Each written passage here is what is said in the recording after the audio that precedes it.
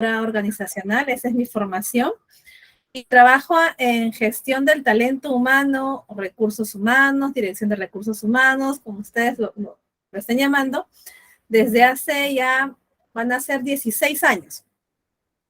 He pasado por todas las unidades de recursos humanos, desde reclutamiento, selección, inducción, admisión de personal, contratación, planillas, compensaciones, evaluación de desempeño, clima, cultura, capacitaciones, desvinculación, la forma correcta de poder desvincular al personal, ¿no? Y todo el proceso, todo el ciclo, ¿no? Lo último que he estado viendo ha sido subsidios, porque se fue la asistenta social y bueno, pues me tocaba cubrir.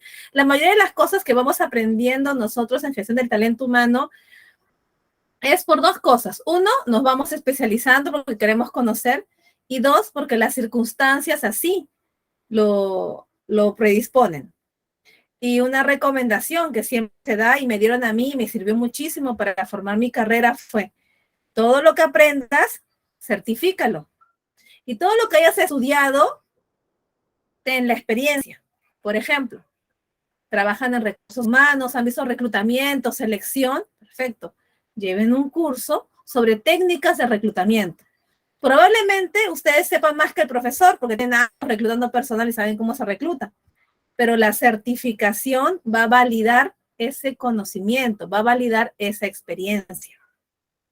Al revés, ustedes están estudiando algún curso de asistente administrativo, asistente de recursos humanos, o están llevando algún curso de maratón laboral o cálculos, qué sé yo. Perfecto. Buscan un trabajo donde tienen que aplicar lo que han aprendido. Busquen dentro del trabajo aplicar lo que están aprendiendo para que puedan tener esa validación de lo que han aprendido dentro de la experiencia. Y así es como sucedió, así ha sido mi historia, ha sido 17 años que vengo en recursos humanos, me gusta muchísimo. Y en esta clase, el curso que nos toca ahora, que es legislación y planillas, vamos a revisar básicamente conceptos. No soy abogada laboralista, me gustaría mucho, tengo como proyecto llevarlo como una carrera, pero tengo todavía que cerrar algunas cosas personales, pero sí es muy, muy interesante. Sin embargo, vamos a revisar los conceptos. Todo lo que aprendemos en legislación laboral, todo lo que aplicamos en derecho laboral, siempre va a ser causísticas. Va a ser en base a casos que ya el tribunal laboral va resolviendo, pero en base a las normas, a las leyes, a los reglamentos que ya tenemos. Entonces vamos a revisar conceptos. Los que desean intervenir pueden hacerlo a través del chat o pueden levantar la mano para que sea más ordenado. ¿Okay? Entonces, alguna intervención, levantan la mano y damos pase. ¿Ok? ¿Qué es lo que vamos a ver en este curso? Vamos a ver 6 temas. ¿Ok? Vamos a ver 6 temas. Ahorita les comparto en pantallas, ¿no? Que quiero ver cuáles son los temas que vamos a ver. Vamos a ver la introducción a la legislación laboral, el tema de los conceptos. La próxima clase vamos a ver contrato laboral. ¿Okay? Luego vamos a ver los beneficios sociales en la siguiente clase. Entonces, esta semana vamos a hablar de legislación, del contrato laboral, de los beneficios sociales. En la siguiente semana vamos a ver lo que es renta de cuarta y renta de quinta, cómo se trabaja una planilla comercial y cómo se trabaja el T-registro, PLAME y AFPNet. Es decir, que vamos a ver conceptos y algo de práctica, ¿no? Pues vamos a dividirlo así. Está bastante interesante, está muy bien hecho este compendio así de lo básico, como para que ustedes puedan ir entrenándose. Ahora, lo que sí quisiera saber es cuántos de ustedes trabajan en recursos humanos. Si pueden levantar la mano, por favor, para poder ver. Tenemos 72 estudiantes. Quiero ver de los 72, ¿cuántos trabajan ya en recursos humanos?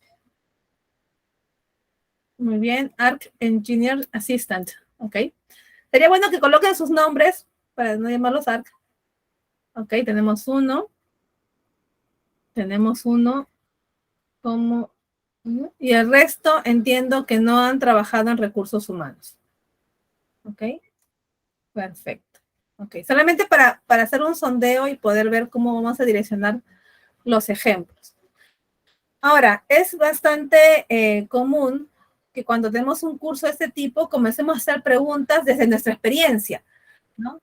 Si es que me están reconociendo a mí mis beneficios sociales, si es que tiene que ver eso. Uno mucho preguntas de su experiencia, ¿ok? Pero tratemos de enfocar este curso desde el otro lado, desde el lado de la empresa, porque nosotros cuando trabajemos en gestión del talento humano vamos a tener que estar en el medio y tratar de ver que no se generen contingencias laborales para la empresa y claro, obviamente que se cumplan los beneficios de los trabajadores. Pero tenemos que cuidar esta parte. Pues yo mucho enfoco eso allí. Ahora, mi experiencia es básicamente en el sector privado, en cierto agroindustrial, retail, servicios, MIPES, pero dentro del sector privado. El sector público no manejo mucha información, ¿ok? Para poder comentarles esa partecita. ¿Okay? Listo. Muy bien. ¿Okay? Entonces vamos a compartir la pantalla. Si alguien tiene alguna pregunta, duda o consulta, levanta la mano, hacemos un alto y avanzamos, ¿ok? Bien. Voy a tratar de ir despacio. Yo tiendo mucho a correr, así que voy a tratar de ir despacio con algunos conceptos. Tenemos hasta las 7 de la noche. En algún momento voy a tratar de juntar un tema y avanzar un poquito más del siguiente para ganar un poquito de tiempo, porque la parte de beneficios sociales y la parte que hablamos de registro, PLAME, es bastante amplio. Entonces vamos a tener que tratar de acomodarnos ahí para que podamos calzar dentro de los 6 días, las 6 clases. ¿Ok? Conceptos generales. ¿Cuáles son las características de un trabajo? A ver, chicos, ¿ustedes qué opinan? ¿Cuáles son las características de un trabajo? ¿No? Ustedes, en su experiencia, ¿no? ¿Qué caracteriza un trabajo? Ahí en el chat nada más si gusta. Muy bien, Maritza trabaja en contabilidad. Ahí vas a ver mucho de recursos humanos, Maritza. Muy bien, Gino. Vázquez Aquino, te escuchamos.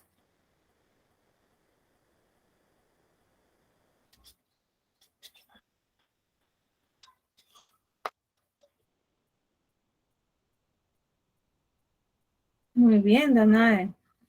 Vázquez, puedes comentarnos. Contrato, tiempo, beneficios, funciones. Muy bien, Roberto. A mí me gusta mucho cómo Gino lo ha resumido así, en una palabra, ¿no? Subordinación, ¿no? Las características de un trabajo, ¿no? Subordinación, ¿no? Es diferente a un servicio. Ojo, es diferente a un servicio. Uno da un servicio de algo porque estás facilitando de repente, no sé, un servicio de catering, un servicio de limpieza de un local, es un servicio que estás dando. Y otra cosa es la subordinación, de que te indiquen qué es lo que tienes que hacer, cómo tienes que limpiar, en qué momento tienes que limpiar y de qué forma tienes que limpiar, por ejemplo. Ya hay una subordinación, ¿sí? Como dice Danae. Y Mariana está comentando, hay un horario, hay un salario, hay una relación de subordinación, hay un contrato, ¿no? Hay funciones ya establecidas, ¿no? Muy bien, Jocelyn, muy bien. Todo lo que sus compañeros comentan es correcto. Es una actividad humana, material o intelectual o exteriorizada, pero es una actividad humana. Hay un trabajo que es físico, hay trabajo que uno tiene que hacer como operario, obrero, y también hay el trabajo intelectual donde preparamos o tenemos productos, sacamos reportes, informes, generamos conocimiento, etc. Se da a título personal, es voluntario. De ninguna manera se obliga a trabajar a alguien. Si vemos ese tipo de situaciones, obviamente no es un trabajo, ya es otra cosa. Hay una subordinación, una dependencia, es productivo, ¿ya? Y de forma continua.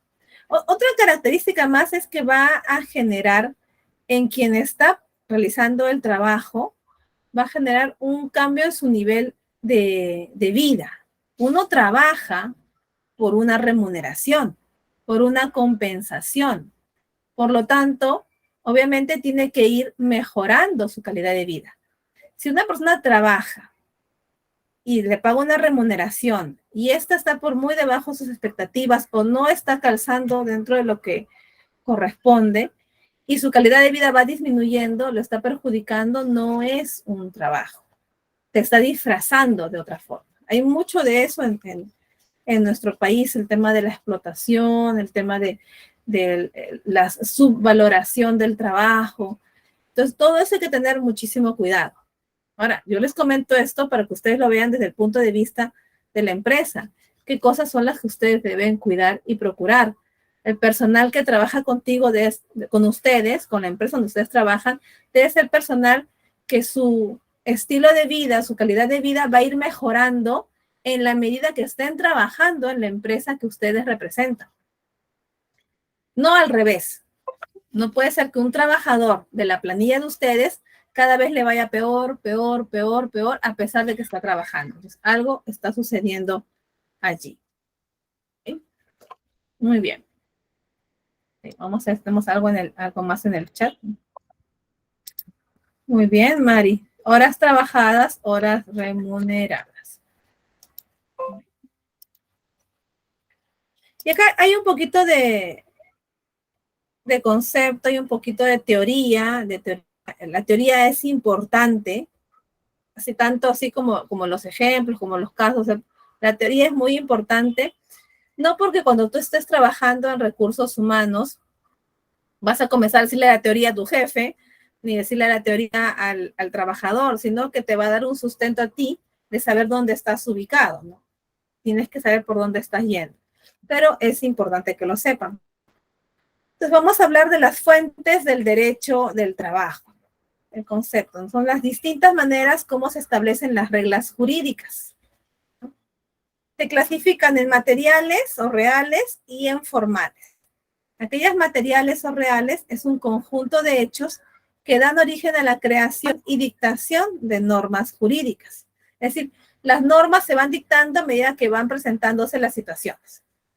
Y las formales son las formas como se expresan las normas jurídicas.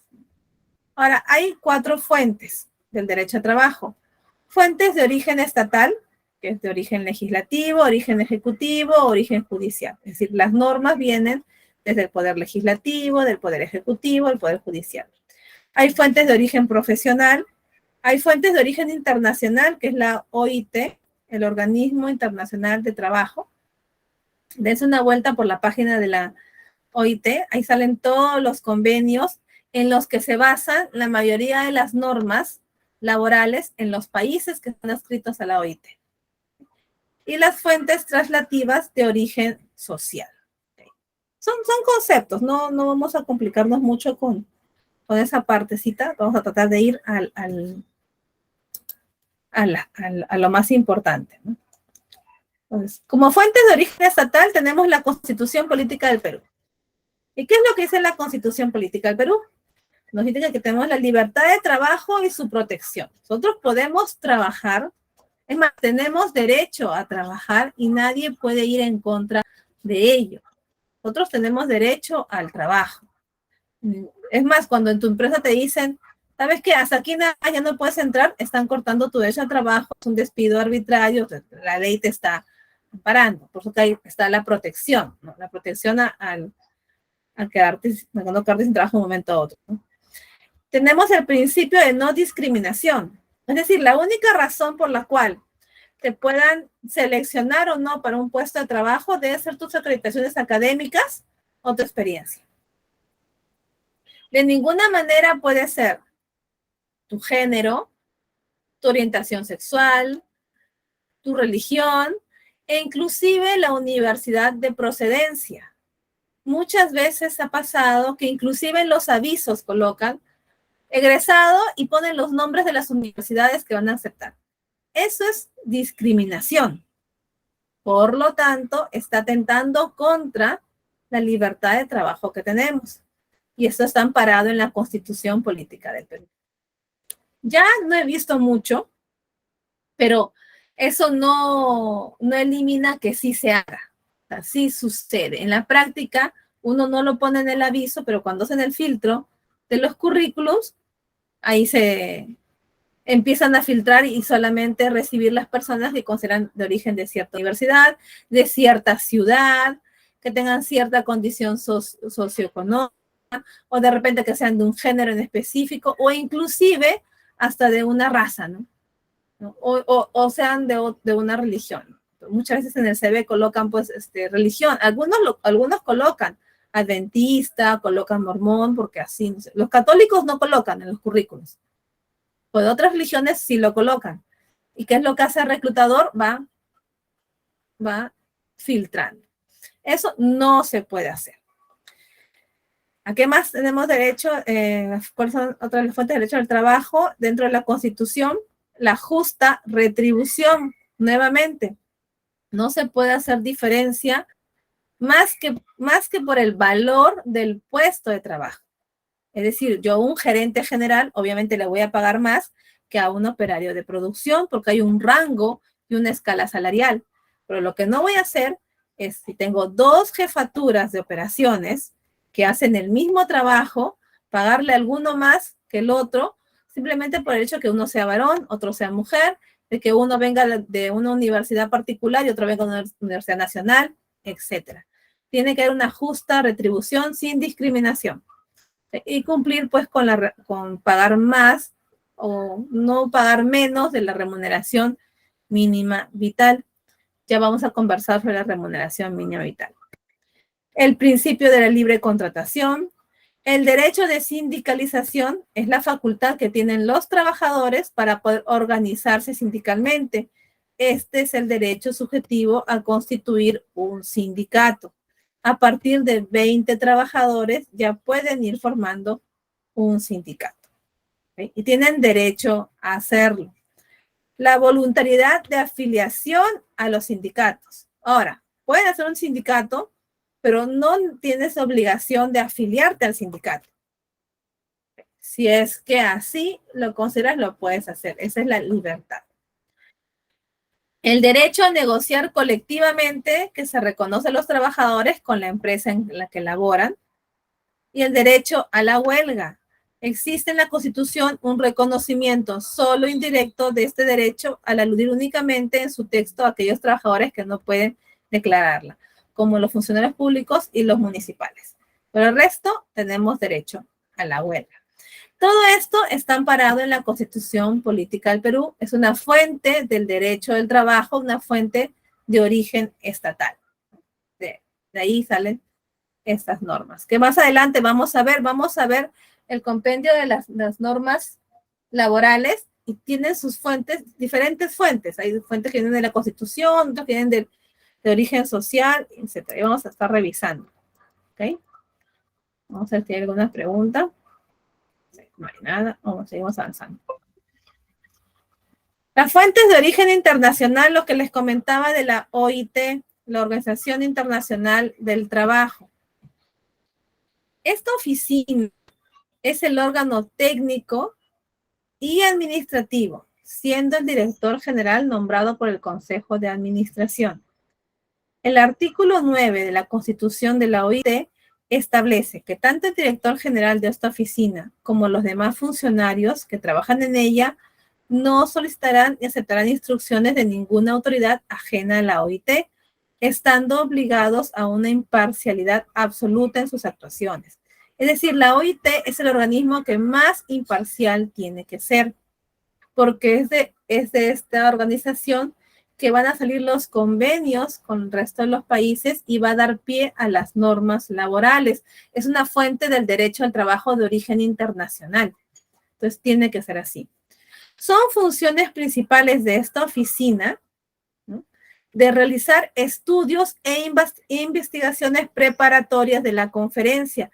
La OIT no lanza normas, no lanza leyes, no da directivas que deban cumplirse. Lo que hacen son investigaciones, estudios, conferencias, todo publicaciones que influyen en las normas laborales de cada país. ¿Ok? Entonces, esa es una fuente del derecho del trabajo de origen internacional.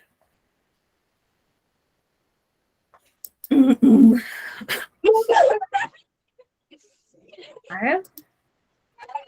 Cuidado con sus audios, chicos, que nos enteramos sus intimidades, jóvenes, con cuidado. Ok, muy bien. Ahora, principios básicos: libertad de trabajo, no discriminación y derechos irrenunciables. Y yo aquí le agregaría uno más, que es primacía de la realidad. Eso le agregaría yo, primacía de la realidad. Ahora, la libertad de trabajo lo hemos conversado, la no discriminación también, acabamos de hablarlo. Los derechos irrenunciables. Muchas veces tenemos esta idea que si es que nos ponemos de acuerdo con el empleador, hay algunas cosas que podemos obviar.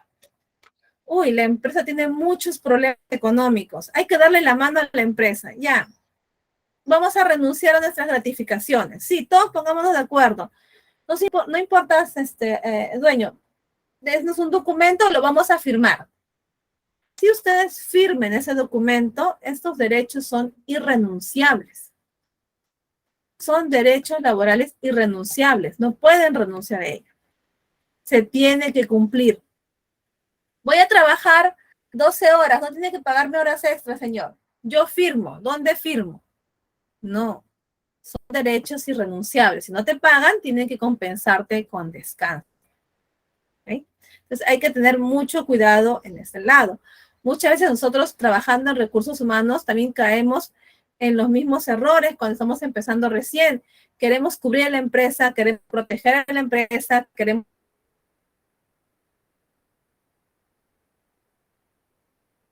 ir a una contingencia y pensamos, vamos a lograrlo. Y al final estamos generando un mayor problema. Ahora, ¿qué es la primacía de la realidad? La primacía de la realidad es la diferencia que existe entre aquello que está en el papel y lo que en realidad sucede. Y pasa mucho cuando hay algún problema de índole laboral y ponen alguna denuncia, ya sea en el ministerio o en el Poder Judicial. Por ejemplo, voy a trabajar todos los días, marco tarjeta, marco mi asistencia, subo mi oficina, trabajo, mi jefe me dice cosas que tengo que hacer, hay subordinación, pero emito recibos por honorarios todos los meses.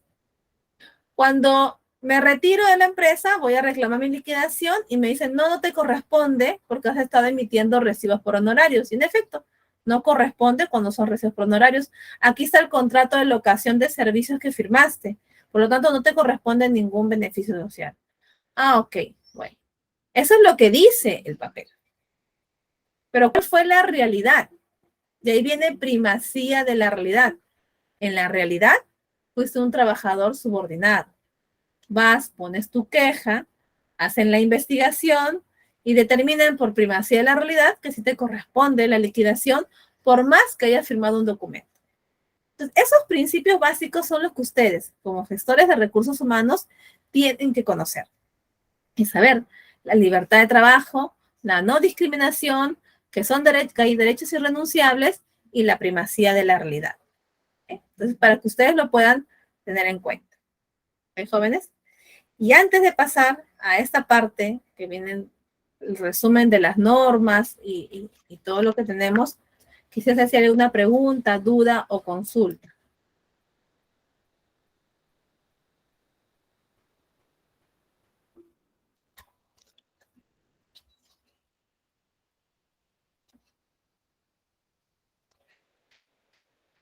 ¿Ok?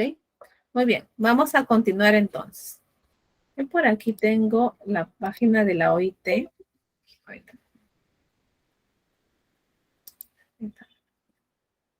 Ahí les estoy compartiendo esta pestaña. ¿Me confirma si pueden ver la página de la OIT, verdad? Sí, sí se ve, perfecto. Muchas gracias. Gracias, Luz. Gracias, Cris. Ok. Ténganlos en sus buscadores. Si van a especializarse en gestión de recursos humanos, háganlo, porque aquí hay información muy interesante. Hay material que ustedes pueden revisar. Hay estadísticas y bases de datos para que ustedes puedan ir revisando si a alguno le interesa conocer un poco más. sobre estadísticas laborales, sobre legislación, normas y políticas laborales, miren, bases de datos legales. Y tienen por temas. Esto es a nivel internacional. Yo he visto que tenemos algunos alumnos de otros países, ahora vamos a hablar en este curso solamente de aquellas normas que son aquí de Perú, pero en la OIT pueden revisar publicaciones, investigaciones y muchas cosas más. Así que les invito sí que a revisen y saquen información, porque hay documentos que se descargan, que son gratuitos y que los pueden revisar, ¿no? Acá tenemos un artículo de la negociación colectiva para una recuperación inclusiva, sostenible y resiliente, ¿no? Entonces, habla sobre negociación colectiva. Si alguno quiere un informe mundial de salarios 2022-2023, el impacto de la inflación, el COVID en los salarios, acá hay un documento que lo han publicado en noviembre del año pasado. Entonces, acá hay información para quienes quieren especializarse en esto, lo puedan hacer. ¿Okay? Muy bien, vamos a ver pestaña de Meet Google, vamos a dejar de compartir y compartir acá. Esto de acá. Compartimos.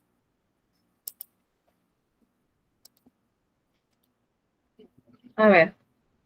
Jocelyn nos comenta, y para desenmascarar la relación de trabajo encubierta, primero se tiene que demandar desnaturalización de contrato y luego beneficios sociales. Claro, para que puedas, lo primero que tienes que hacer es poner la queja. Poner la queja en el ministerio e indicar que no se te están conociendo los beneficios sociales y que hay una desnaturalización del contrato. Ahora, hay dos vías. Puede ser a través del ministerio o puede ser a través del Poder Judicial. Ninguno invalida al otro. Lo que sí tienes que elegir con cuál vas a empezar, ¿no? Tienes que necesariamente empezar por el ministerio para después ir por el Poder Judicial, puedes ir de frente al Poder Judicial y puedes presentar las pruebas. Lo que sí, por ejemplo, en el ministerio, lo que hacen es generar una multa a la empresa, pero digamos que esa multa no queda para el trabajador. En cambio, el Poder Judicial sí emite una sentencia que le indica que tiene que pagar al trabajador. El ministerio también puede hacer, pero el ministerio le pide que pague al trabajador, si no, se le va a hacer al acreedor una multa. Ah, no le pago, ponme la multa, ya esa multa. Y ya así a veces las cosas. Así es, Jocelyn, Ministerio de Trabajo, SUNAFIL, la Superintendencia Nacional de Fiscalización Laboral, es quien se encarga de hacer estas fiscalizaciones, y en las provincias son los gobiernos regionales.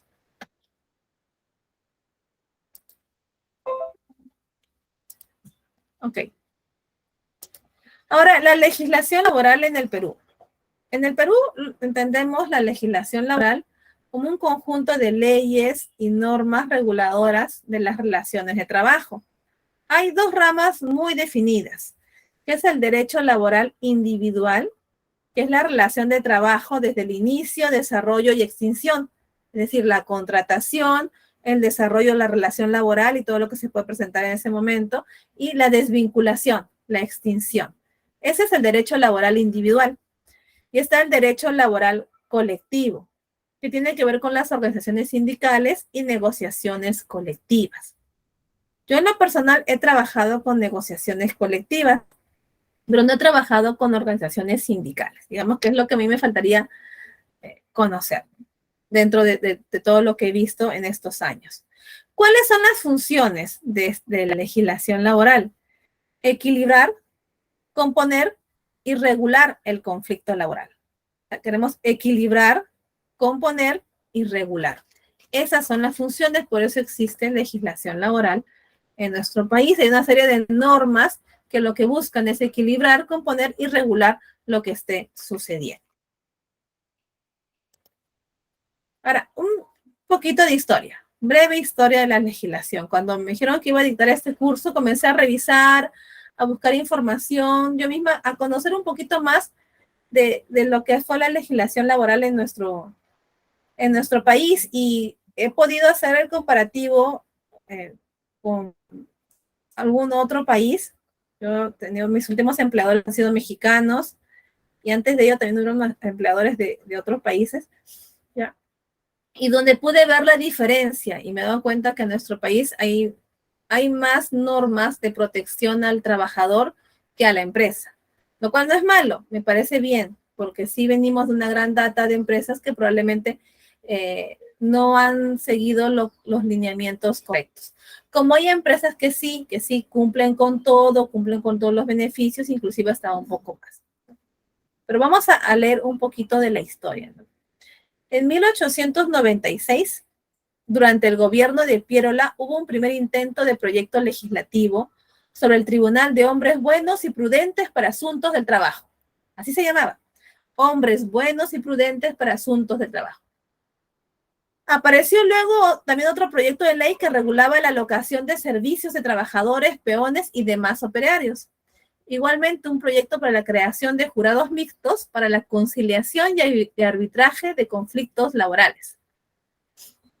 Proyectos todos desestimados por los gobernantes de turno. Recién en 1903, en el gobierno de Candamo, ve la luz un primer proyecto sobre accidentes laborales. Posteriormente lo desestimaron, aunque resalta una resolución suprema, un reglamento de locación de servicios para la industria minera. La Constitución de 1920, que era de corte liberal, fue la primera en la historia del Perú en contener disposiciones laborales, aunque se limitó a delegar a la legislación el desarrollo de ciertos derechos como la seguridad, salud e higiene del trabajo, las jornadas de trabajo y las remuneraciones. Entonces, fuimos empezando un poquito lentos, de a poquitos, fuimos viendo algunas cosas de seguridad, salud en el trabajo, no estábamos muy imbuidos. Ya fue más adelante que pudimos saber más cosas y en los últimos años se presentaron más aún. ¿Okay? Ahora, eso es para que tengamos un poquito de historia, ¿no? Ahora, ¿cuáles son nuestras obligaciones principales para los trabajadores? Esto es para los trabajadores. Ahorita vamos a ver de las empresas, que es mucho más amplio. Los trabajadores deben cumplir con las normas, reglamentos e instrucciones de los programas de seguridad y salud en el trabajo. Usar adecuadamente los instrumentos y materiales de trabajo, así como los equipos de protección personal y colectiva, previamente informados y capacitados sobre su uso. Es decir, recuerden, la empresa tiene que informar y capacitar sobre los usos de instrumentos y materiales de trabajo, y el trabajador tiene la obligación de usarlos adecuadamente. ¿Cuál es otra obligación? Someterse a los exámenes médicos a que estén obligados por norma expresa, garantizándose la confidencialidad del acto médico. Las empresas tienen que hacer exámenes médicos ocupacionales. El trabajador tiene obligación de someterse a estos exámenes médicos ocupacionales. Sin embargo, debe garantizarse la confidencialidad. Los resultados de los exámenes médicos solamente se dan al trabajador a través de un médico ocupacional o a través de la asistenta social. No se reparte en la empresa, ni se le da al jefe, ni se le reparte por todos lados. Hay que tener mucho cuidado en ese lado. Otras obligaciones: participar en los organismos paritarios, en los programas de capacitación y otras actividades de prevención de riesgos laborales que organice su empleador o la autoridad de trabajo dentro de la jornada. Es decir, si el empleador convoca a los trabajadores para que formen parte del Comité de Seguridad y Salud en el Trabajo, Comité de Prevención del Hostigamiento Sexual, Comité de Equidad Salarial, Comité de Ética, o sea, comité que la empresa esté formando, los trabajadores tienen la obligación de participar, de presentarse. ¿Okay? Capacitaciones que haga la empresa, están obligados los trabajadores a presentarse y a participar, siempre dentro de la jornada laboral. Si una empresa organiza alguno de esos eventos fuera de la jornada laboral, el trabajador no está en la obligación de asistir. ¿Okay? Otra obligación por parte de los trabajadores: comunicar al empleador todo evento o situación que ponga o pueda poner en riesgo su seguridad y salud o las instalaciones físicas, debiendo adoptar inmediatamente, de ser posible, las medidas correctivas del caso sin que genere sanción de ningún tipo. A ver, por ejemplo, si a mí mi supervisor me dice, súbete a esa escalera, ¿Ves esa ventana? Píntala.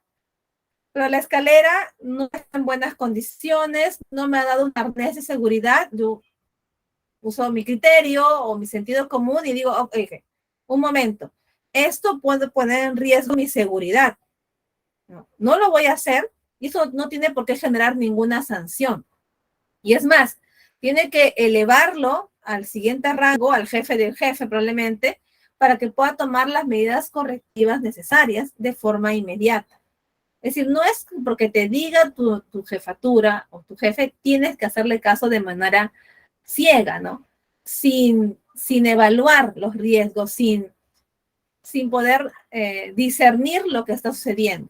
Mi obligación como trabajador es eso, es ver qué es lo que me están pidiendo y analizar si se va a poner en riesgo mi vida o no, o mi salud, ¿no? Como el caso de estos jóvenes, lamentable noticia, donde tenían que limpiar un pozo séptico, sin los implementos de seguridad, sin la experiencia, y como el jefe dijo, baja y límpialo, y son chicos nuevos, no empiezan, bajan y lo hacen. Muchos son jóvenes, pero es nuestro deber nosotros, como gestores de talento humano, educar a los trabajadores en esta parte. No es ponerlos en contra de la empresa, es educarlos para su propio bienestar. Y decirles que nadie les puede decir que hagan algo que pueda atentar contra su vida. Tienen que tener mucho cuidado. Chicos, bajó uno, bajó otro, bajaron 4 chicos. Y los 4 fallecieron. Lo último que falleció creo que fue la jefa que les había dicho que bajen. Entonces, hay que tener mucho cuidado en esa parte y hay que educar mucho al personal al respecto. Si alguno de ustedes trabaja con personal, son las charlas que tienen que hacer de manera constante. Otra obligación por parte de los trabajadores es reportar a los delegados de seguridad de forma inmediata la ocurrencia de cualquier incidente, accidente de trabajo o enfermedad profesional. ¿Qué es lo que sucede? Te golpeas, te haces un esguince, te doblas el talón, te golpeas la mano, te haces caso, no le tomas importancia, me voy a tomar una pastilla porque me desinflame porque no quiero faltar. Te la dan los chicos de que no, estoy muy identificado con la empresa, no puedo perjudicaros, no, si yo falto, no me gusta faltar. Tuvieron un pequeño incidente, no lo comentan. Al día siguiente... Telefonía móvil para todos. Perdón, chicos, estamos con el celular. Al día siguiente es lo que sucede. Sucede que se hinchó la mano, se hinchó el pie, no puede caminar, no puede ir a trabajar, no se puede activar el seguro porque como no informó a tiempo, no se activa el SCTR, tiene que ir por su lado a salud o de repente al médico particular y le manda 2 semanas de descanso médico y dejó la operación,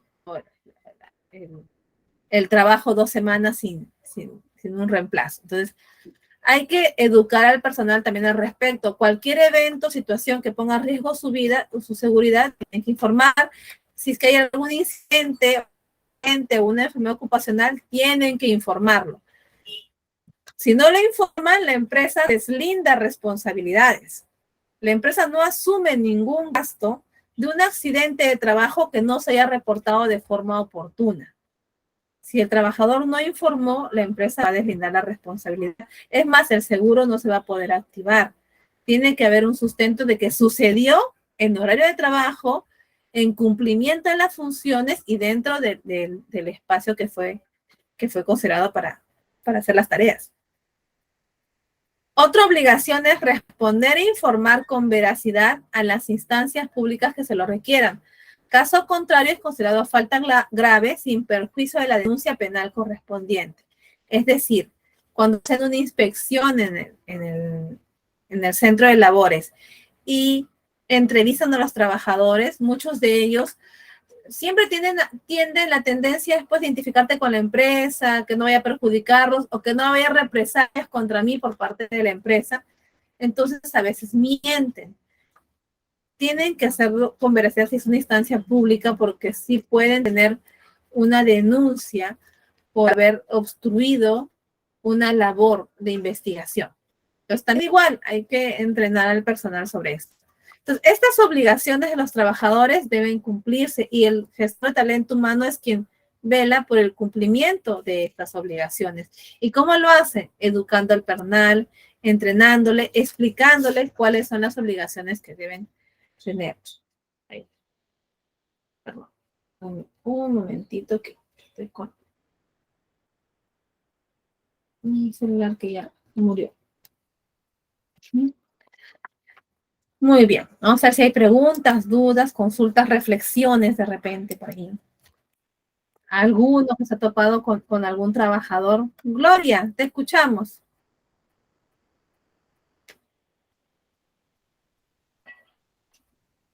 ¿Puedes abrir tu micro, Gloria?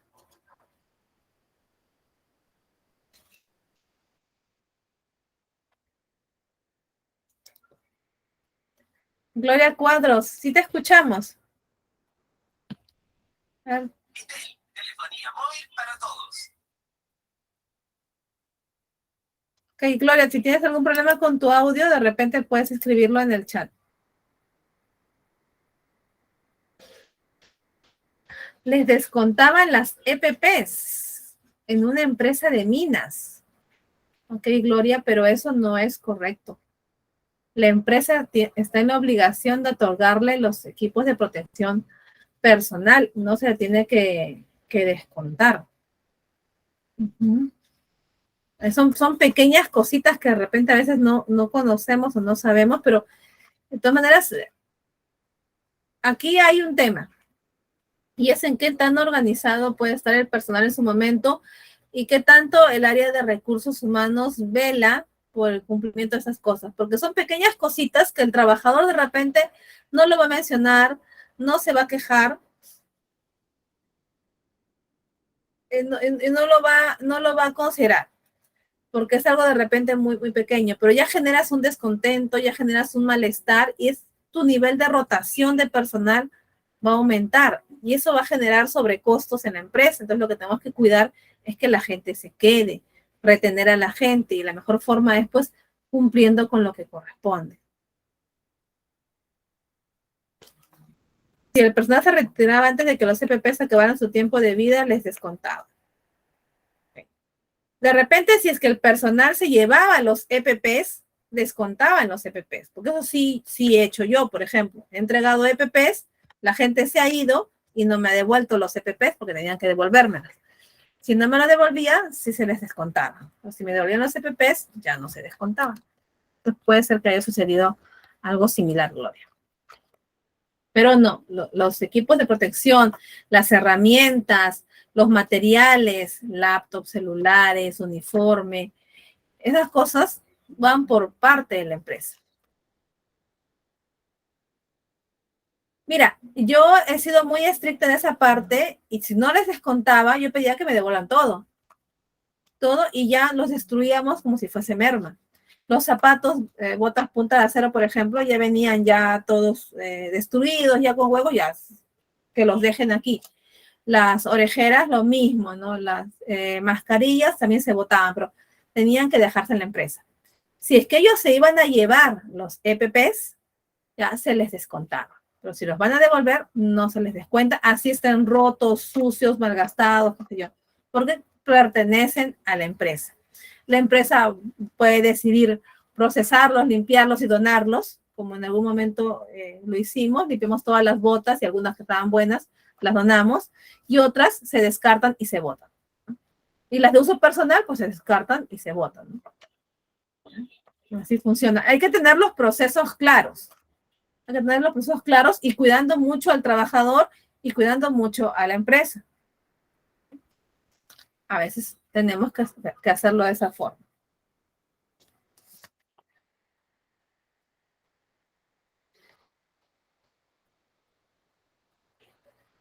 Muy bien. Gracias, Gloria. Muchas gracias.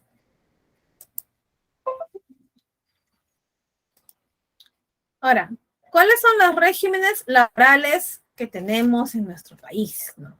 Nosotros conocemos el régimen general, que es el más común, que es el que conocemos todos, que es con la ley 728. Está el régimen MIPE, perdón chicos, disculpen, que va con el decreto legislativo 1269, el régimen agrario, la ley 31110 y otros regímenes especiales. Existen otros regímenes especiales y no es que tengamos que saber todos, de todo, sino al menos saber que hay otros regímenes en nuestro país y que cualquiera que fuese tenemos que ir documentándonos. Si trabajamos en alguna empresa donde trabaje con ese tipo de régimen laboral, investiguemos de manera previa, busquemos información y vayamos generando conocimiento al respecto. El régimen general, la mayoría de nosotros lo conocemos. Lo mismo que MIPE y agrario, que son los más comunes.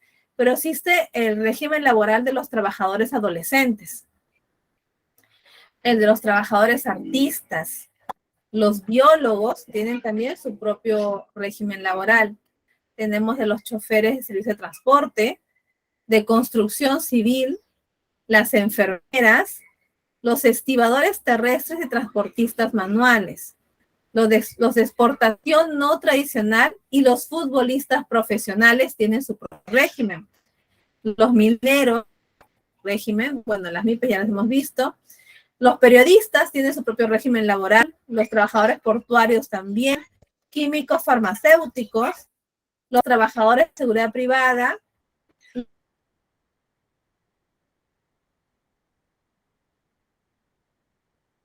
los tecnólogos médicos, me lo hacen saber, por favor. No es que conozca todos estos de aquí, pero sí busco mucho tener información siempre a la mano, ¿no? Cuando me toca trabajar en alguno de estos lugares. No porque vaya a manejar la planilla, no porque vaya a ver las compensaciones, sino que quien trabaja en recursos humanos va a ver temas de capacitación, de clima, de cultura, negociaciones, resolución de conflicto. Tienes que saber con qué trabajadores y qué es lo que te permite la norma, qué es lo que te permite la ley para poder trabajar con ellos. ¿Okay? Eso es muy importante. Ahora, ¿qué normas laborales existen en nuestro país? Mira, me faltó enumerarlas, pero las puse todas. Les he compartido un material a través de Félix, que es el compendio de normas laborales actualizado, ¿no? No sé como cuántas hojas son, es bastante gruesito, pero lo he descargado de la página del gobierno de nuestro país. Ahí hay unas opciones para entrar y ver la documentación y puedes descargar las normas laborales. La he descargado y se las he compartido a través de Félix. Está el detalle de todas y cada una de estas normas. Yo he resaltado las que son más comunes y las que las que de repente son más conocidas, pero todas estas normas son las que ustedes, como empleadores, deben cumplir, porque ustedes van a ser los representantes de los empleadores cuando trabajen en gestión del talento humano o en recursos humanos. Tenemos la ley 31572, que fue del 11 de septiembre del 2022, que se emitió la ley de teletrabajo. Ya a raíz de lo que hemos vivido los últimos años respecto a la pandemia con el trabajo remoto. Entonces, es la ley del teletrabajo. Tenemos que tener cuidado. Tenemos personal trabajando de forma remota, ok, consultemos esta ley. También tenemos la ley de contratación de trabajadores extranjeros. También tenemos personal extranjero con nosotros. Vamos a leer esta ley. Tenemos la ley sobre modalidades formativas laborales. ¿Y cuáles son las modalidades formativas laborales? El practicante profesional y el practicante preprofesional.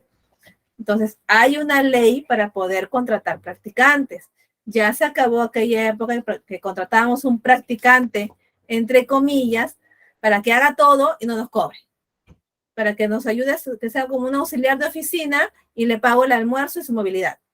Y era el practicante. Ya, eso ya no existe. Vamos a revisar dentro de un rato esta modalidad. ¿Ok?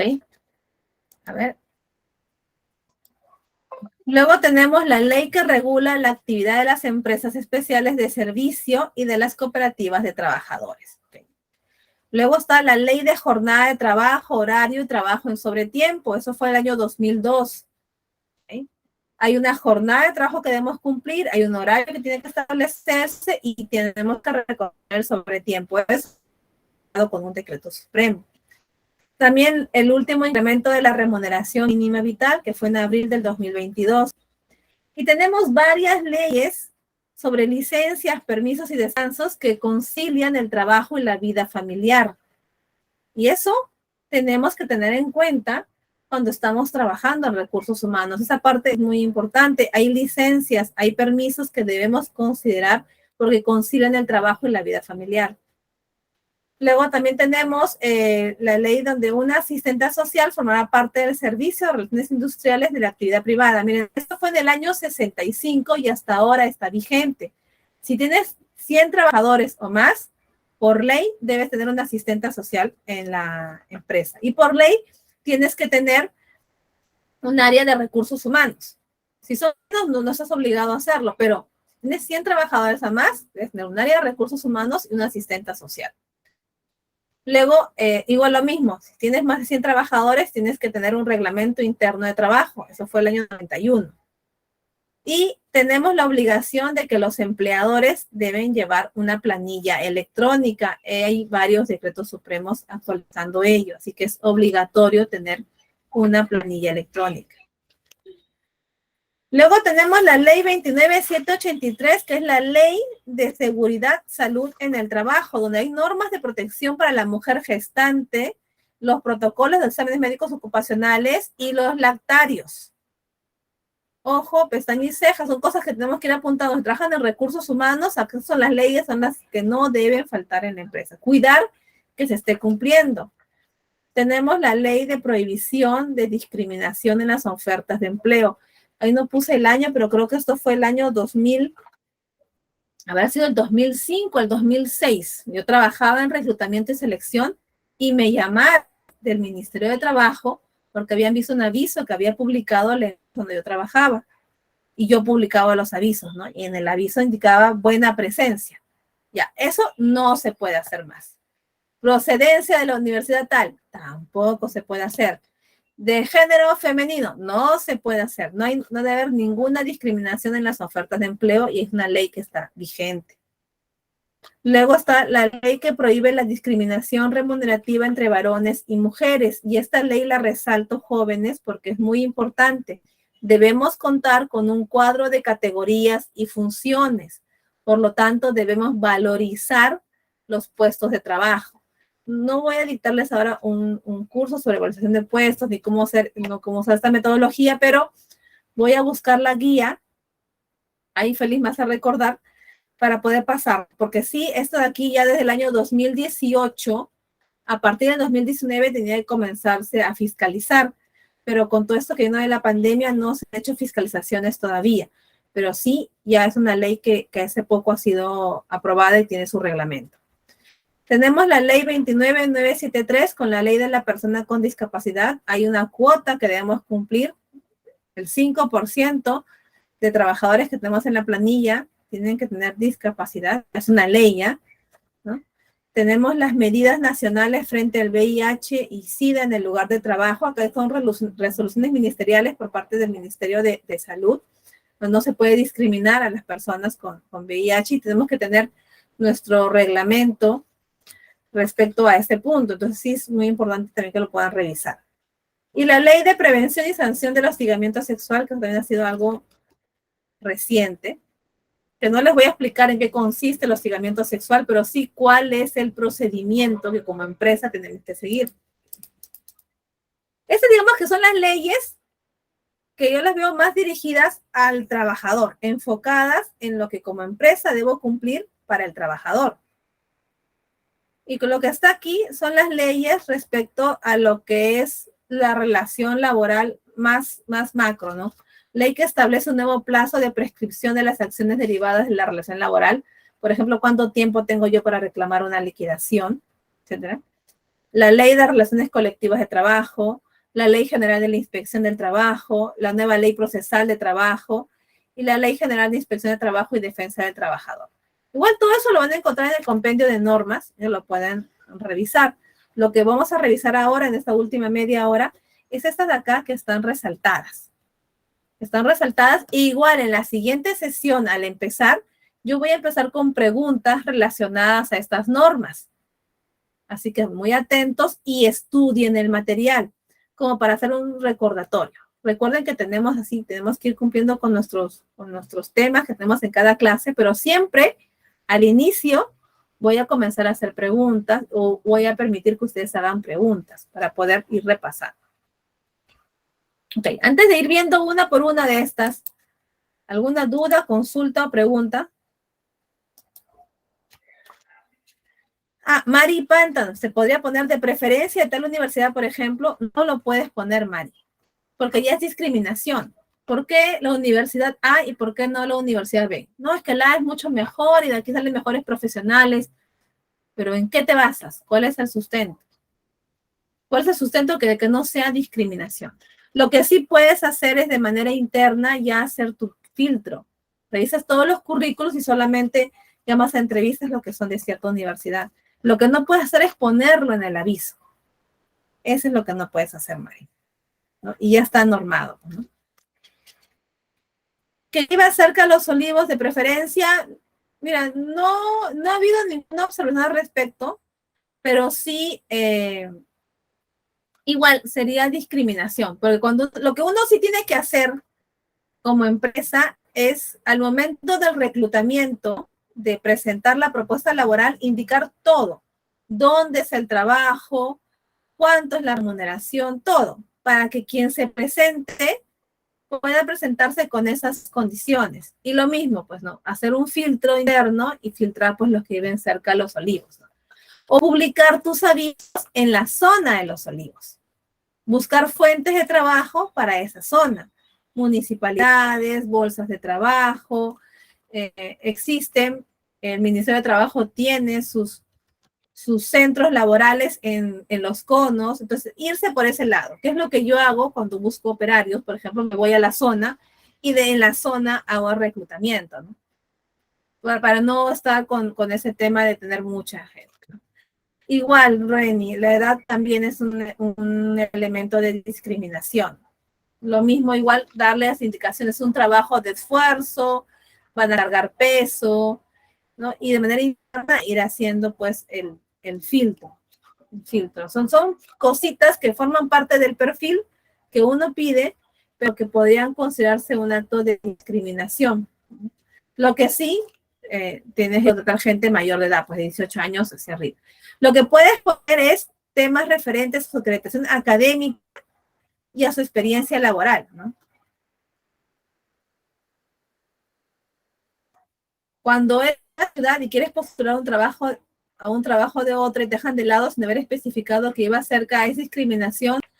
No tanto discriminación, Jocelyn. Sí se considera discriminación, digamos, por parte de la norma, pero la empresa no puede contratar a alguien que viva en Arequipa si tú quieres que trabaje en Moquegua.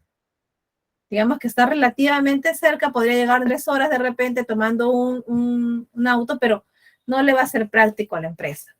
Ahora, la única razón por la cual la empresa debería descartar tu postulación debe ser por tu acreditación académica o por tu experiencia laboral. Y ahí sí tienes que ser muy específico con las cosas que se quieren. Especialización en planillas, manejo de conflictos, negociaciones colectivas, 3 años de experiencia manejando huelgas, 5 años manejando planillas, etcétera. Entonces, con todas esas cosas, pues obviamente no van a venir chicos de 18, 20 años a postular, de repente de 30, 40 años, ¿no? Si le pones 10, 15 años de experiencia, van a venir mayores. Entonces, por ese lado puedes ir ajustando el perfil, que es lo que yo hago. Si yo quiero chicos jóvenes, yo les pido mínimo 6 meses de experiencia. Y pongo una remuneración que más o menos va acorde a ese rango de edad. Las personas mayores no van a postular. Si quiero personas un poco mayores, ya voy poniendo pues mínimo 5 años de experiencia, ¿no? Y pongo una remuneración un poquito más alta. Entonces voy jugando con esas cositas para poder ir filtrando los currículums. Pero lo que no podemos hacer es colocarlo así, per se, porque sí se considera discriminación y por ahí que nos puede llegar alguna denuncia y hay que cuidar a la empresa. Hay que evitar una contingencia laboral. Eso sucede. Gracias, Jocelyn. Gracias, Reni, por sus preguntas. ¿Okay? Ok, vamos a revisar. La ley 31572, la ley del teletrabajo. ¿Qué es lo que propone esta esta ley. ¿Okay? La igualdad de condiciones para el teletrabajador. Es decir, si una persona trabaja de forma presencial y otro trabaja en su casa, tienen que ganar lo mismo, las mismas condiciones, horario, de remuneración, beneficios, todo exactamente igual. El Internet y los equipos deben ser proporcionados por la empresa, es decir, tiene que haber una subvención por el Internet, ¿no? Equivalente, no sé, proporcional, se ponen de acuerdo ya con el empleador y te tiene que proporcionar los equipos de trabajo, tal cual se hace en una oficina. Tienes derecho a la desconexión digital, es decir, no porque estés trabajando en tu casa vas a contestar todo el tiempo el teléfono. Pues tienes derecho a desconectarte digitalmente sin necesidad de haber apagado los equipos. Pues en el teléfono prendido, pues no estás en obligación de responder a toda hora, más que solo dentro de tu horario de trabajo. Una libre distribución de la jornada laboral según necesidades. Es decir, si por ejemplo estás en tu casa muy temprano, tú puedes conectarte súper temprano, de 6 de la mañana a 8 de la mañana, avanzar el trabajo, de 8 a 10, llevar a los chicos al colegio, ver algunas cosas, y nuevamente conectarte de 10 hasta las 2 de la tarde, vas a almorzar y luego te conectas a las 4 hasta las 8 de la noche. Uno puede distribuir su horario, su jornada laboral, según las necesidades que se tengan. Esa es la ley del teletrabajo, pero cumpliendo siempre, pues, la jornada laboral y las tareas que nos encomiendan nuestras jefaturas, ¿no? ¿Y qué es lo que dice esta ley? Crear la plataforma nacional de teletrabajo. El teletrabajo se fomenta a favor de la población vulnerable, sea el personal gestante, en periodo de lactancia y responsable del cuidado de niños, adultos mayores y personas con discapacidad, entre otros. Pues finalmente puede ser, ya con la empresa, el sector privado, uno puede decidir quiénes van trabajando a distancia, quiénes no, pero tienen prioridad la población vulnerable, o sea, se fomenta a favor de esta población vulnerable para que no tengan necesidad de estar yendo a trabajar. Primero fue por el tema del COVID, el tema para evitar que se enferme, y bueno, pues y ahora ya se ha quedado en nuestro país por un tema también de consideración.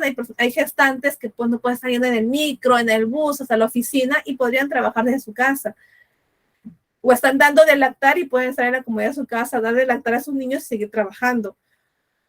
O cuidamos niños pequeños, como es mi caso, por ejemplo, que tengo niños pequeños, entonces puedo cuidar a mis niños y mantenerme trabajando en la casa. Es esa facilidad que te puede dar el teletrabajo. Existe esa ley, se puede usar, ustedes como jefes de recursos humanos pueden tener trabajadores bajo esta modalidad, pero no hay ninguna diferencia con remuneración ni beneficios sociales, o sea, no van a ahorrar ningún costo laboral, va a ser exactamente el mismo, solamente que el trabajador trabaja en su casa, a diferencia que trabaja en la oficina. ¿Sí? Muy bien. Roberto nos pregunta, ¿la jornada laboral cuántas horas máximo son? A ver, jóvenes, ¿cuántas horas diarias trabajamos como máximo en nuestro país? 8. Muy bien. ¿Y semanalmente cuánto es? 48. Muy bien. Entonces ahí respondemos la pregunta del compañero. Son las jornadas laborales de 48 horas semanales como máximo y 8 horas diarias como máximo. Yo puedo trabajar 6, 5, 7, pero no puedo trabajar más de 8 horas al día. Luego, otra ley importante, la ley sobre modalidades formativas laborales. ¿Ok? Ahí, ¿cuáles son? Tenemos las de aprendizaje. Son tipos especiales de convenios que relacionan el aprendizaje teórico y práctico mediante el desempeño de tareas programadas de capacitación y formación profesional. Ojo, jóvenes, futuros empleadores, futuros jefes de recursos humanos, convenios que fomentan el aprendizaje práctico según tareas programadas. Es decir, lo que los jóvenes aprendieron en la universidad lo van a aplicar en la empresa y lo van a aplicar a través de tareas. Es decir, van a aprender. Tiene que haber un plan de aprendizaje. No es que vayan a enseñarnos a hacer algo. Es más, no saben hacer nada. Vamos a enseñarles nosotros cómo se hace. Perdón, chicos, voy a enchufar un ratito la laptop. Disculpen. Ahora sí. Entonces tenemos el tipo de aprendizaje. Con predominio en la empresa, cuando el aprendiz realiza su proceso formativo en la empresa patrocinadora. Usualmente se da por de Senati, busca empresas patrocinadoras y estudian en Senati, ¿no? Un predominio en el centro de formación profesional, prácticas preprofesionales cuando el practicante complementa lo aprendido en el centro de formación profesional en la empresa. ¿Okay? Es el aprendiz. Tenemos la práctica profesional, son egresados antes de que saquen su título. Adecuación formativo-laboral, hace una labor directamente relacionada con el área de formación, no los pueden mandar a otra área. Si estudió biología, no los puedes mandar a ser operario de producción o no los puedes mandar a ver administración. O sea, va a hacer sus prácticas en el laboratorio de biología, ¿no? Culminación de estudios en el extranjero y programas de intercambio en educación. Tenemos la capacitación laboral juvenil.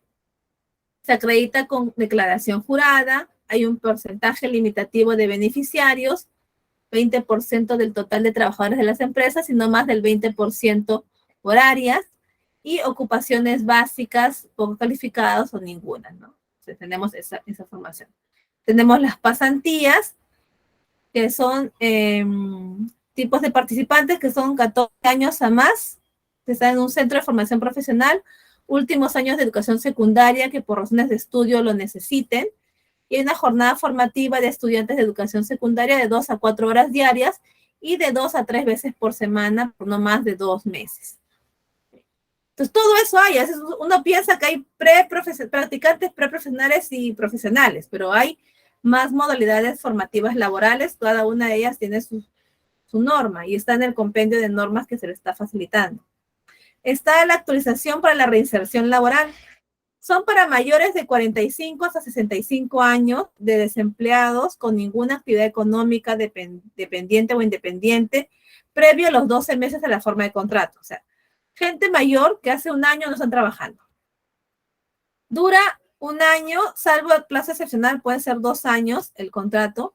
Se acredita con una declaración jurada y un porcentaje limitativo de beneficiarios, no más del 10% de trabajadores de la empresa, ni más del 20% por áreas. Es decir, si mi empresa tiene 100 trabajadores, máximo 10 personas pueden estar bajo esta modalidad formativa. Ahora, las modalidades formativas no tienen beneficios sociales por sí. Hay una subvención, que es el sueldo mínimo, en este caso es 1,025. Tienen sí el derecho a un seguro de salud, un seguro de vida también. Entonces, el seguro de salud puede ser particular o puede ser de salud. Y debe haber un convenio, si son prácticas preprofesionales o profesionales, un convenio con la universidad cuáles son las tareas que se van a realizar. Y en beneficios sociales, entre comillas, porque no son beneficios, sí hay algunos reconocimientos que se hacen, como es que a los 6 meses tienen media subvención cada 6 meses, y si tienen media gratificación, si mal no recuerdo, ¿no? Igual eso ya lo voy a averiguar un poquito mejor para la próxima sesión, pero hay ciertas características o ciertas condiciones remunerativas o de subvención que se consideran. Por eso es que esta modalidad siempre a veces es mal gestionada o aprovechada por algunas empresas o algunos empleadores, porque ven la forma de ahorro de costos laborales. Si contrato bajo esta modalidad, voy a pagar menos, no voy a pagar muchos beneficios sociales, no tengo que reconocer una liquidación. Entonces, está en ese limbo. Esa parte, yo recuerdo muchísimo que existió la ley, hubo un tiempo que quisieron promulgar la ley Pulpín, que eran chicos entre 20 y 25 años que no tengan experiencia laboral y que iban a ganar menos del sueldo mínimo, recuerdo, y no iba a haber beneficios, y que se podía contratar bajo esa modalidad. Y hubo una marcha y todo eso. Finalmente se estimó, no se aprobó esa ley, pero sí salió la ley de actualización para la reinserción laboral, que eran para personas mayores. Es lo mismo que la ley Pulpín, sino que al revés. Es para personas mayores, no para personas menores. Son de 45 a 65 años, ahí sí no hubo mucho eco, pero sí no me parece igual hay que tomar con pinzas cada una de estas modalidades formativas y solamente usarlas cuando corresponda. Ustedes no van a ser los dueños de las empresas, de repente algunos sí, ustedes van a ser los socios estratégicos de la organización, los socios estratégicos de la empresa donde van a trabajar. Y ustedes son quienes van a dar las recomendaciones, quienes van a asesorar respecto a este punto. Entonces, sí hay mucho de ética en esta parte. Muchas veces echa la ley, echa la trampa. Y aquí en modalidades formativas es cuando vas a encontrar varias cositas que podrías aprovechar de repente para el tema de los costos laborales, pero sí, mi recomendación es que siempre se haga a conciencia. ¿Ok? La ley Pulpín, ya se acordó Luis Gallego, la ley Pulpín. Y de ahí comenzaron a llamar Pulpín a todos los chicos que hacían sus prácticas, ¿recuerdan? Ok. La ley de contratación de trabajadores extranjeros. Acá hay un cuadro comparativo para que puedan revisar trabajadores extranjeros y trabajadores nacionales. Trabajadores extranjeros, existen requisitos para prestar servicios en el Perú, se requiere aprobación del Ministerio de Trabajo y calidad migratoria. Los trabajadores nacionales, no hay requisitos si es a plazo indeterminado, pero si es a plazo fijo, sí tenemos que tener un contrato escrito. Para el trabajador extranjero deben pactarse cláusulas especiales en el contrato. Para el trabajador nacional no necesitamos cláusulas especiales. Para el trabajador extranjero, la duración máxima es de 3 años, prorrogable de naturaleza temporal. Para los trabajadores nacionales son 5 años máximo para contratos temporales y se prefieren los contratos a plazos indeterminados. Ya el día miércoles vamos a hablar respecto a los contratos. Para el trabajador extranjero pueden acumularse más de 2 descansos del trabajador. Para el trabajador nacional solo se puede acumular hasta 2 descansos vacacionales. El extranjero puede acumular más de 2 descansos, pero nacional no. En el trabajador extranjero, el empleador debe otorgar una suma por lucro cesante si culmina el contrato antes del plazo establecido. En los trabajadores nacionales solo se indemniza en caso de despido arbitrario, injustificado o nulo. ¿Okay? Entonces, si por ejemplo acá en el trabajador extranjero el trabajo, el proyecto terminó antes de lo que habíamos considerado, se le hace una suma por lucro cesante. Pero para el trabajador nacional hay una indemnización, pero solamente en caso de despido arbitrario, injustificado o nulo. Por ejemplo, si yo tengo un contrato y en ese contrato yo tengo un cliente de la empresa y me dice, ¿sabes qué? Tienes que hacer esto. Y el cliente me rescinde el contrato a mí como empresa, entonces yo tengo que rescindir el contrato a mis trabajadores, ahí ya no hay indemnización porque se terminó el contrato antes de tiempo, ¿no? Pero si yo despido a alguien sin ninguna justificación y todavía estoy dando servicio a mi cliente, entonces sí hay una indemnización.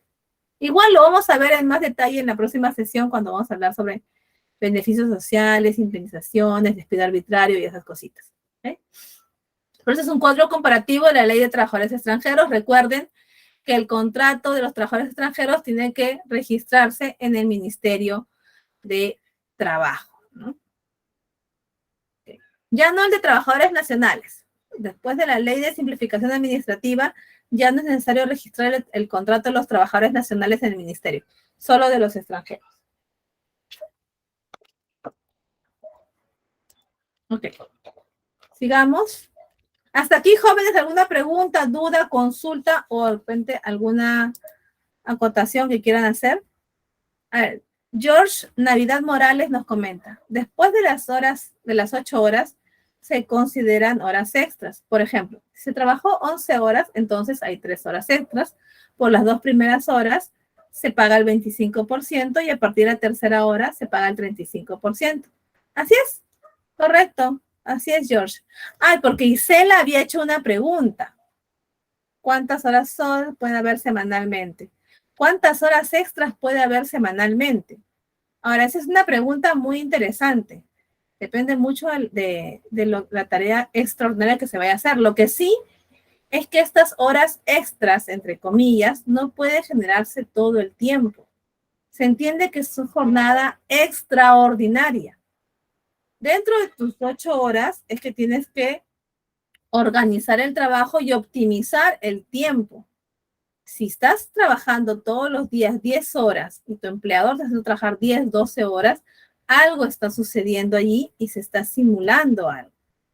Horas extras es eso, extraordinario, algo que pasó de forma extraordinaria y no de forma ordinaria.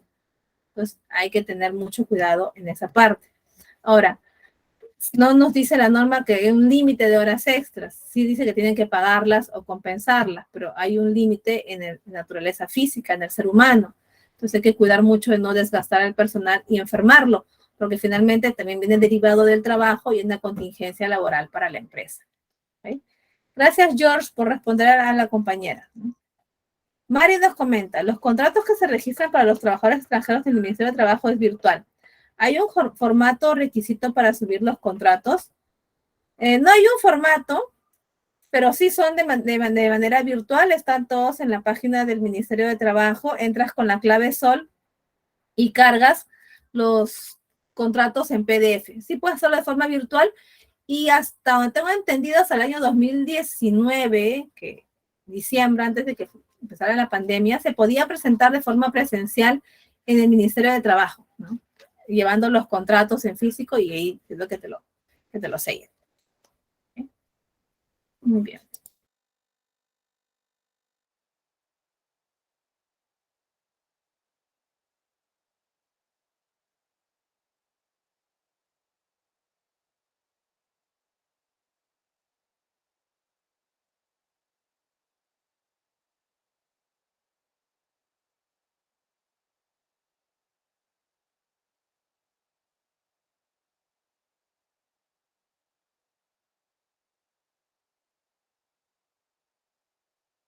Perdón, jóvenes, hice un clic y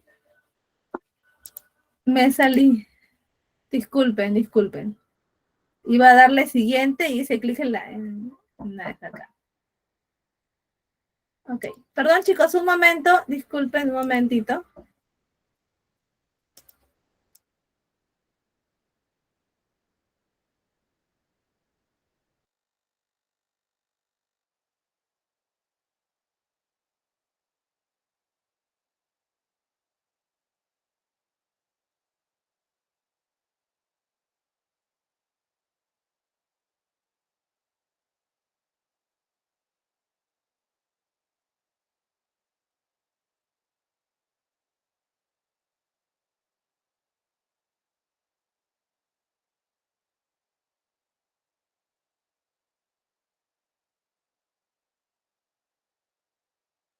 Disculpen, jóvenes. Disculpen que un problema técnico. Listo. Continuamos entonces. ¿Ok? Justo, hablando de la jornada laboral, el horario de trabajo, las horas extras y el sobretiempo. Conceptos básicos de la jornada laboral. La jornada de trabajo, el tiempo durante la semana limitado a 48 horas semanales u 8 horas diarias. Como máximo, yo les dije hace un momento, puedo trabajar 5 horas diarias. No estoy faltando a ninguna norma. Trabajo 10 horas diarias, tienen que pagarme sobre tiempo. El empleador está en la facultad y tiene la obligación de distribuir mis tareas dentro de la jornada laboral. O sea, darme ciertas tareas que debo cumplir en la jornada de 8 horas, 5 horas, 6 horas, 7 horas. Entonces, es quien me da las tareas. Ahora, si yo divido mis tareas y puedo avanzar todo y trabajar, cumplo mi jornada laboral. Lo que no puedo hacer es pasar de las 8 horas. Si paso, ya es un pago de sobretiempo. Ahora, el horario de trabajo es el horario de entrada, salida y refrigerio. Tiene que estar publicado en un lugar visible y tengo que registrar mi horario de ingreso. Si yo ingreso, tengo que registrarlo. Marco tarjeta, firmo, pongo mi huella, qué sé yo. Y es obligación del empleador facilitar este registro. Y es obligación del trabajador cumplir con este registro. Horas extras o sobretiempo. Es el trabajo realizado antes o después de la jornada diaria o semanal.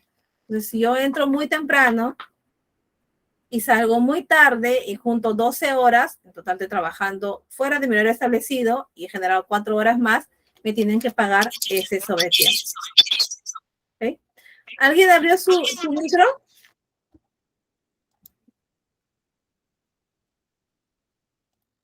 Ok, continuamos. Entonces, esto es respecto a la jornada laboral. ¿Ok? Muy bien, mucho cuidado con esa parte, jóvenes. Casi nadie te va a reclamar si trabaja menos horas, pero todo el mundo te va a reclamar si trabajas más, así que tienen que tener mucho cuidado con esto. El incremento de la remuneración mínima vital. Actualmente la remuneración mínima vital es 1.025. ¿Y eso qué afecta? Afecta la asignación familiar. Se incrementa a 102.50. Detalle de la asignación familiar. Así trabajes un día, te corresponde tu asignación familiar completa. No se prorratea al mes. Entonces, si entraste el 15 de febrero y presentaste tus documentos para la asignación familiar, a fin de mes te corresponde la asignación familiar completa. Ahora, es obligación del trabajador presentar el documento de la asignación familiar que acredite que tienes hijos menores. Ya vamos a hablar mucho más a detalle de la asignación familiar, pero si el trabajador no lo comunica, la empresa no tiene por qué aplicarlo y es más, no es retroactivo. Si entraste en mayo y avisaste en octubre que tenías hijos, te pagan a partir de octubre. ¿Qué más afecta? La remuneración por trabajo nocturno, que es 1.383.75, las subvenciones de las modalidades formativas, que es 1.025, el ingreso mínimo minero, que es 1.281, la remuneración básica del régimen agrario, que es 34.17, el aporte mínimo de salud se incrementa en 92.25. Aquí si trabajas part-time y te pagan menos que el sueldo mínimo, no sé, 400 soles por trabajar 2 horas, no sé, a la semana, qué sé yo, porque es trabajo parcial. Igual, si el salud siempre es el 9% de la remuneración, pero no puedes pagar la salud menos de 92 soles. Eso es lo mínimo. El tope de la prestación alimentaria se incrementó a 2.050 y el tope por gastos de movilidad no sustentado en comprobantes de pago por el trabajador se amplió 41 soles diarios. O sea, yo le puedo dar en prestaciones alimentarias hasta 2.050 soles al trabajador y le puedo dar de movilidad hasta 41 soles diarios, ¿no? Por esos topes. No le puedo dar más, ¿no?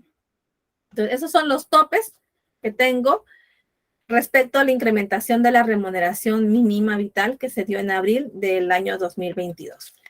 ¿Sí? Muy bien. Y acá está la conciliación del trabajo y de la vida familiar. Ahí también, Félix, hazme recordar sobre la ley de la madre gestante. Por ahí lo tengo en PDF en mis archivos para poder pasarles. Tenemos licencias laborales. Lo que ustedes ya conocen, la de maternidad y la de paternidad. La de maternidad se incrementó a 98 días, antes era 90, ahora son 98 días.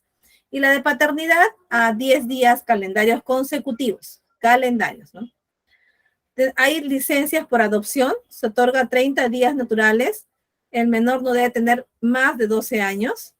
Hay licencias sindicales, son 30 días naturales por cada año.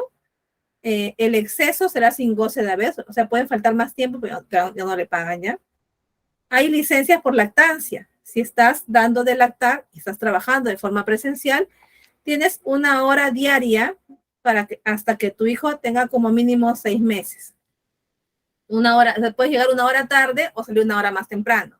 Y tienes derecho al uso del lactario 1 hora por día. Adicional a tu hora diaria que tienes para poder llegar un poquito más tarde, durante tu jornada laboral tienes 1 hora dividido en minutos, en el tiempo que tú consideres para que puedas ir al lactario, retirar la leche y poder almacenarla.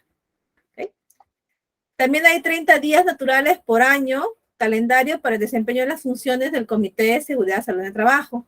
Y tenemos 7 días calendarios de licencia remunerada si estamos cuidando a familiares graves que estén en estado muy grave, muy comprometido, ¿no? Y si es que hay que ampliar, se puede ampliar a 30 días más, pero va a cuenta de vacaciones. ¿Okay?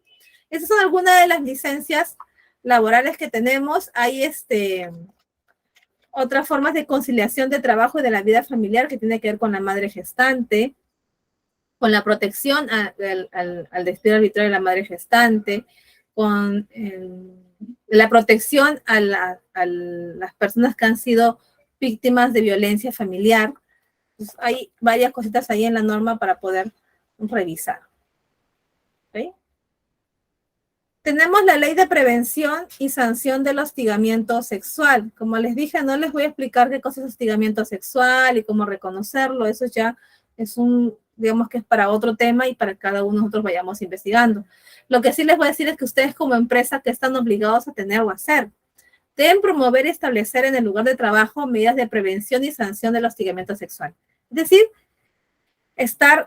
tener ustedes el proceso armado para poder reaccionar ante una situación como esta. Hay que capacitar y sensibilizar a los trabajadores sobre las normas y políticas internas contra el hostigamiento sexual en el lugar de trabajo.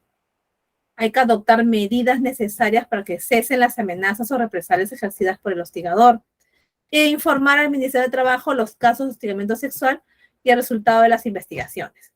Es decir, al margen de las investigaciones administrativas que ustedes hagan, ello no deslinda que se pueda iniciar un proceso penal o elevar ese tema a la fiscalía o a la autoridad que corresponde. Entonces, sí es un tema bastante serio y es obligación de la empresa velar por esto, ¿no?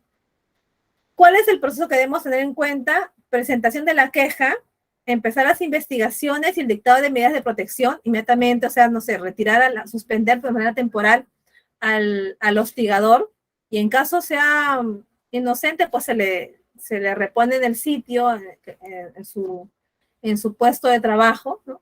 Igual se tiene que seguir pagando, ¿no? Igual se tiene que pagar, pero en caso sea considerado culpable, ya se le puede descontar o se le puede considerar a cuenta de vacaciones. Ahí esa parte hay que trabajarlo bien. Pero de todas maneras, igual se tiene que tomar las acciones en el momento. O le das vacaciones, o lo suspendes, o de manera temporal lo vas cambiando de área a otro lugar, o lo vigilas, que no trabaja contigo a tu costado, pero algo tienes que hacer mientras empiezan las investigaciones. Como empresa tienes esa obligación. Una vez que tengas los resultados de la investigación, porque acá hay un comité que tiene que tener los resultados de la investigación, te recomiendan las sanciones, se ejecutan las sanciones o las denuncias si es que corresponde. O sea, aparte de la sanción, tú puedes despedirlo o puedes suspenderlo o puedes mandarlo, no sé, a trabajar, a hacer repasco, qué sé yo, no sé, pero darle una sanción. Pero si amerita también una denuncia, se puede hacer, no elimina. Lo puedes despedir y denunciarlo ante la autoridad que corresponde. Pero esto, lo que esta ley nos dice, es lo que como empresa debemos estar preparados. Ahora, hay una guía para la prevención y sanción del hostigamiento sexual, que también está en el Ministerio de Trabajo, que también lo tengo, también lo voy a descargar. Anda apuntando, Félix, por favor, para poder descargar todo ese material y poder pasarlo, para que lo puedan tener, porque es material de consulta, no es que tengan que memorizarlo, no es que tengan que tenerlo en la cabeza, sino que es material de consulta. Sucede algo, inmediatamente revisan la guía que da el ministerio, inmediatamente revisan la norma, qué dice la norma, porque no todos tenemos un libro en la cabeza, pero este material les ayuda a recordar qué es lo que tienen que hacer. ¿Okay? Y bueno, la ley de protección para la mujer gestante, lo que les estaba comentando, y protocolos de exámenes de médicos ocupacionales. Nos pasamos unos minutos, chicos, por favor, si me regalan unos minutos para poder continuar y poder cerrar el tema. ¿Okay? Tenemos la ley 29783. Hay 5 beneficios importantes que debe conocer una mamá gestante. Una es la licencia por maternidad, que ya lo conocen, la hora de lactancia, las prestaciones económicas de salud, que es hay una prestación por madre gestante, la de lactante, le dicen la lactancia, la protección frente al despido. No se puede, es más, frente a la no renovación del contrato, o sea, tengo que renovar automáticamente el contrato a una madre gestante, porque se sobreentiende y la ley va a entender, y el ministerio va a entender que no le estás renovando porque está gestando. Tengo que demostrar que no le renuevo, no por eso, no por otra cosa. ¿Okay? O tengo que demostrar que no voy a reemplazar a nadie en su puesto. O sea, si no le renuevo a ella, ese puesto queda en el aire, no se va a reemplazar. Entonces, es la única manera en que puedo demostrar que no es porque esté gestando. Entonces, hay esa protección. Lo ideal, y siempre digo a mis jefes, hay que curarnos en salud, renovar el contrato, y vamos viendo con ella y conversando con ella, sino que no queremos continuar con ella, que tenga su licencia, sus vacaciones, y ahí llegamos a un acuerdo con ella, ¿no? Y la protección a la salud en el lugar de trabajo, o sea, no la podemos exponer a situaciones de riesgo que podrían ocasionar mayores problemas con ella. Por ejemplo, si es que están cargando peso, no puede cargar peso en el trabajo, ni estar expuesta a factores socioambientales, de repente, si es que hay en huelgas en el centro de Lima, por ejemplo, las manifestaciones, y tengo una madre gestante, no la voy a hacer ir a la tienda que trabaja en el centro de Lima cuando hay esa coyuntura. Hay que proteger su bienestar, la de ella y la del bebé. La mando a trabajo remoto. El tema del COVID, hay mucha afluencia personal, la mando a trabajo remoto. Acá hay que cargar mucho peso, la cambio de área, la pongo en un trabajo administrativo. Entonces, hay una protección a la salud de la trabajadora. Eso como empresa tenemos que cuidar. ¿Ok? ¿Ok, chicos? Y bueno, ¿qué tipos de exámenes médicos ocupacionales existen? Eso ya lo sabemos nosotros. Está el médico preocupacional, que es cuando antes de que ingresemos a la empresa, para saber cómo estamos ingresando, en qué condiciones. Está el que se hace durante la relación laboral, que son a los 2 años que estamos trabajando. Y está el examen médico post ocupacional, cuando ya estamos retirando, saber cómo nos hemos retirado de la empresa. Esos 3 tipos de exámenes médicos ocupacionales son obligatorios que los ejecutemos. Mientras estamos en pandemia, no había sido necesario, digamos que se había suspendido, mientras estábamos en emergencia sanitaria. Pero ya se levantó esta emergencia sanitaria, por lo tanto es obligatorio cumplir con los exámenes médicos ocupacionales.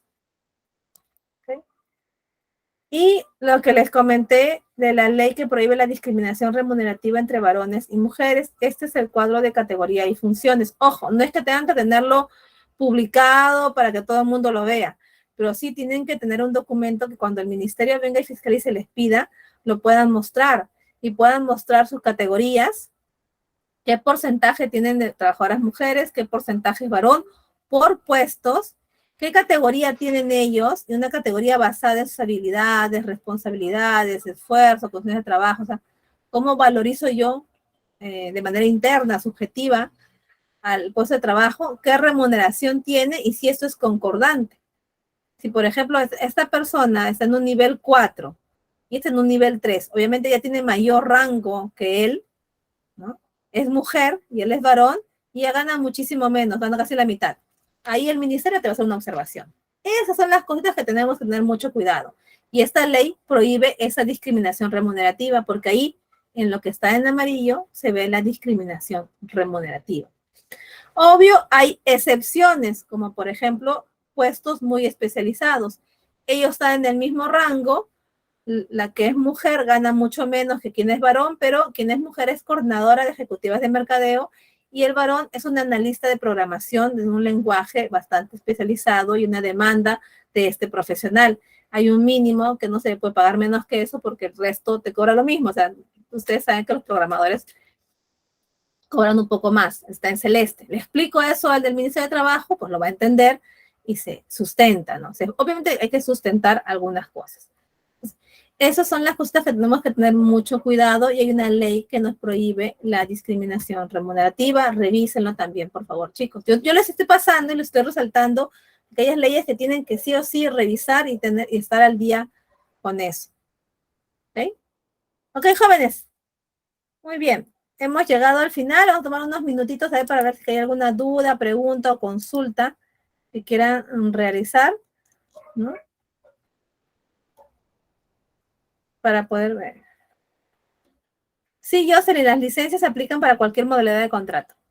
Eso sí, así es. ¿Sí? Muy bien. Entonces, entiendo que no tenemos preguntas ni dudas. No se vayan, por favor. Queden su momento para que ahí Félix le dé algunas indicaciones. En la próxima sesión voy a iniciar con las preguntas sobre estas normas, sobre las normas de aquí. Voy a ir preguntando en qué consiste esta ley, en qué consiste esta ley, cuál es lo básico de esta. Así que, por favor, repasen para poder ir resolviendo algunas cosas y vengan con preguntas o con dudas. La próxima clase hablamos de contratos. Vengan con ejemplos, con dudas para poder ir respondiendo. ¿Ok, jóvenes? Muchísimas gracias a ustedes. Muchísimas gracias por su paciencia y disculpen los problemas técnicos que tuvimos hace un momento. ¿Okay? No vayan a irse, por favor, y les dejo con Félix.